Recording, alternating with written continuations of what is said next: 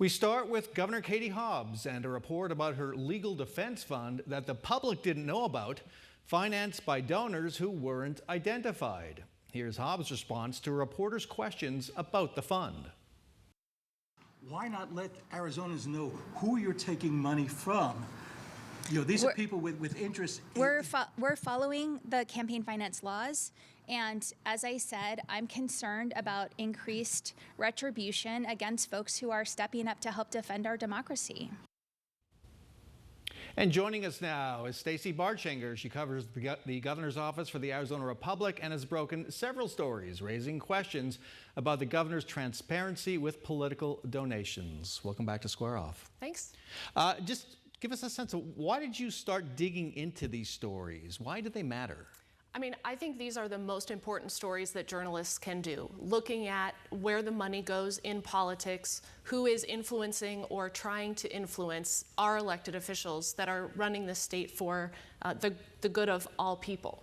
As I said, you've been reporting on this for 2.5, almost 3 years now. Let's go back to the beginning. Candidate Katie Hobbs pledged to, quote, deliver transparency for Arizona.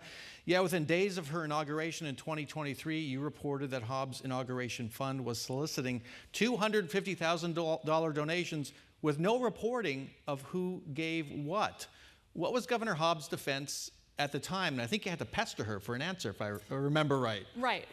It was very similar, actually, to the clip that you just played, right? That this is within the confines of law, that she was elected and wants to inaugurate or start her new administration. Other governors have had inauguration funds. Some key differences, Governor Hobbs raised a ton more money.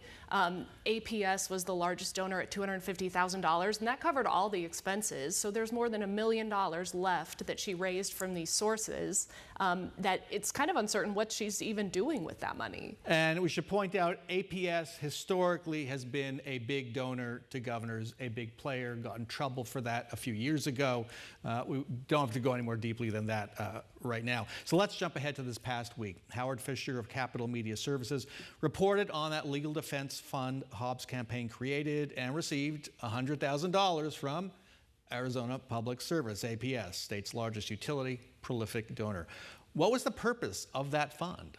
So this was a legal defense fund, and so that's separate from the dark money inauguration fund and separate from just the typical campaign finance apparatus. Hobbs says they established that fund so they could pay their lawyers to stand up to Kari Lake's election challenges, which, you know, were filed in late 2022 and did drag all the way to 2024.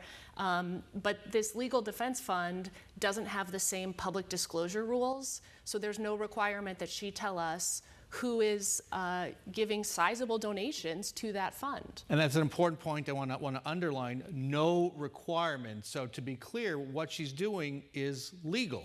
Yes, absolutely. She's absolutely right when she says in that clip that it is legal. But the question that Howie asked and that I had asked just before is, why not be more upfront about it, especially after the scrutiny that she faced because of the inauguration fund? Why not just tell people that you have this other financial fund to support your lawsuits, your defense? Okay, so here's where the mix of money and politics gets murky. In the past week or so, Hobbs has signed bills that APS and other utilities push for, including one that outraged Democrats and environmental activists in a way I haven't seen before. Critics say the law gives APS and other utilities a financial tool to pass on the costs of its debt to ratepayers. I want to put up a soundbite from Hobbs' fellow Democrat, Attorney General Chris Mays. Here's what Mays had to say when I asked her if this bill was legal. Is it legal or not?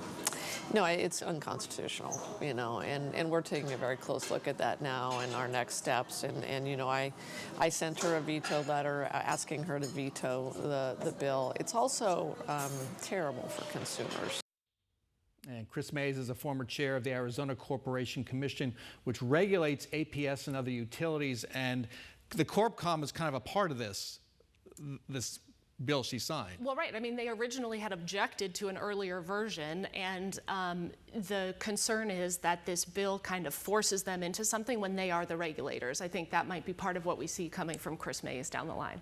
Has Hobbs explained why she signed this bill? Yes, she said that The latest version has been worked on, that it has requirements that utilities pass on these savings to consumers, which has obviously been a key talking point for her, affordability, as she faces her own reelection next year.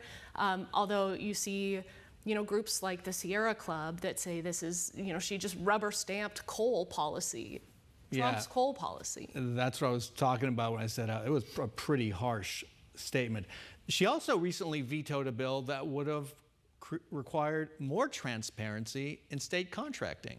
Yeah, so this bill was introduced by Senator T.J. Shope.